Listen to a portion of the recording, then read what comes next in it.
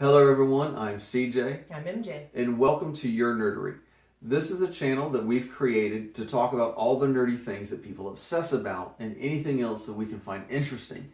And we decided to go full nerd with our first episode and talk about an upcoming show that's coming this January to CBS All Access, and that's Star Trek Discovery. And it's the perfect time for a new series. It's the 50-year anniversary of the original series pilot that aired in September of 1966. Which, if you haven't watched the original series in a long time, I really recommend it. We started rewatching the TOS, and I definitely like it more now than I did several years ago. But this episode was actually your idea, so I know you're really excited about it. I am excited. I think they have the right people writing and creating for this to be an amazing show. Now, the showrunner is Bryan Fuller, who did a lot of work for Voyager. But Fuller has said that his favorite show is the original series. The style of ships, uniforms, and other aspects will be used to design aspects of the new show as well. Also, by not airing on television, the show has more freedom from censorship, which may or may not be a good thing depending on how tastefully that freedom is used.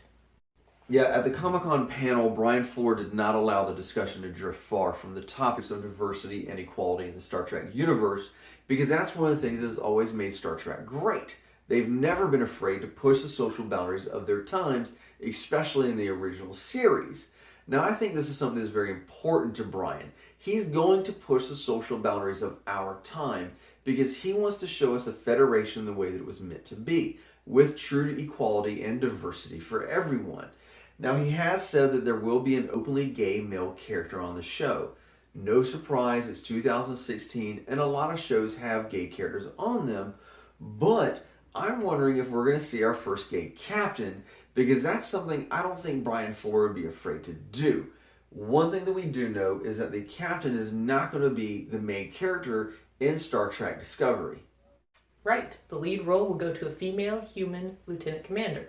The rest of the cast is going to feature an alien named Saru, a male advisor, a female admiral, a male Klingon captain, and a British male actor.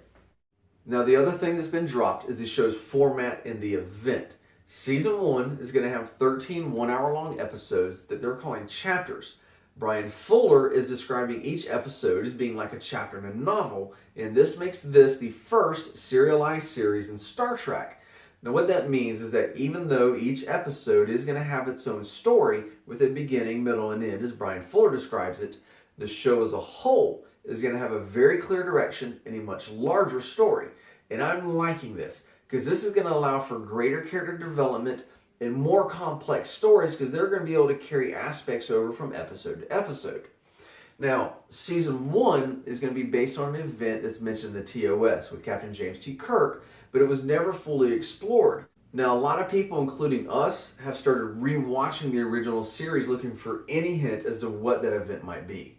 Yes, all we know is that the show is set in the Prime universe, the main Star Trek timeline. Also, we're going to follow the crew aboard the USS Discovery NCC 1031, again, roughly 10 years before the original series, so about 2255. Just a side note, the Enterprise at this time would have been under the command of Captain Pike with a certain green-blooded science officer aboard. Now, speculations have been flying all over the internet as to what the event might be. Bryan Fuller has ruled out the Romulan War, the Kobayashi Maru, Section 31, and the Battle of Axanar. Now, personally, I think this is going to be based on something that we know very little about versus something we're well informed on.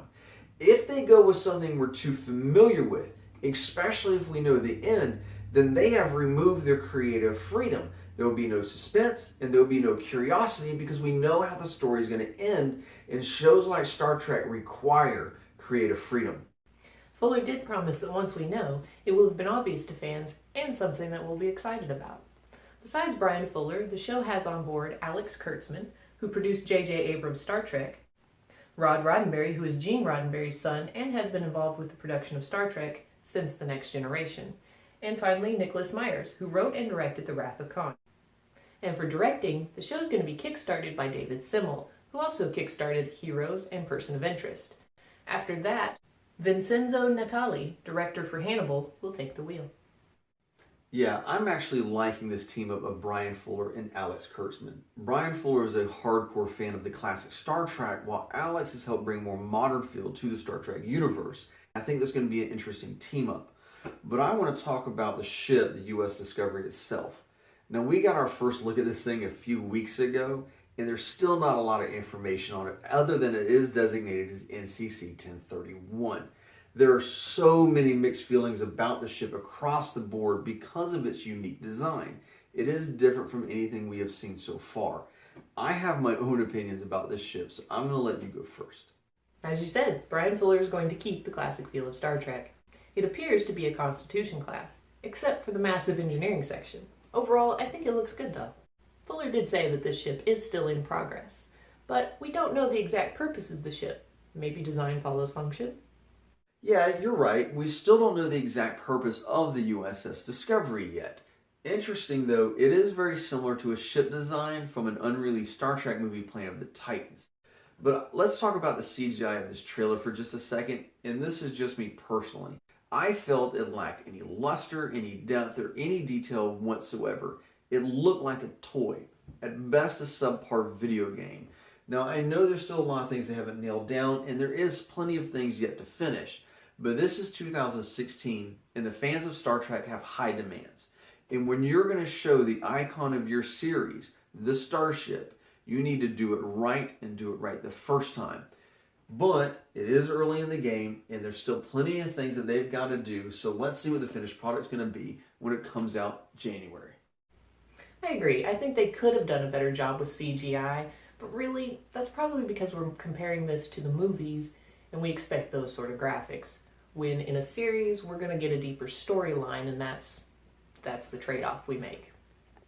Yeah, you're right. Story will always trump special effects. Now, there have been some other things that have been released about the show.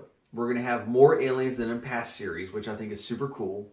We're going to have the reimagining of familiar aliens, as well as the introduction of new species. Now, some of these species we've actually heard about in past series, but we've never had the opportunity to meet. We are going to have robots, but I think these are going to be kind of pre-Dr. Sunian androids. We're going to see a younger Dr. McCoy and Amanda Grayson, Spock's mother, but I don't think we're going to see that until after the first season. The last thing I want to mention is actually the most exciting thing to me. In the show, the ability to bend space and time exists. Now, it wasn't specified whether it's an alien that can do this, or perhaps a technology that they have. But I think it's going to be fascinating. Yeah, and that would explain the rumor that decades or even centuries will pass between seasons. And that's got everybody wondering, what is Brian Fuller up to?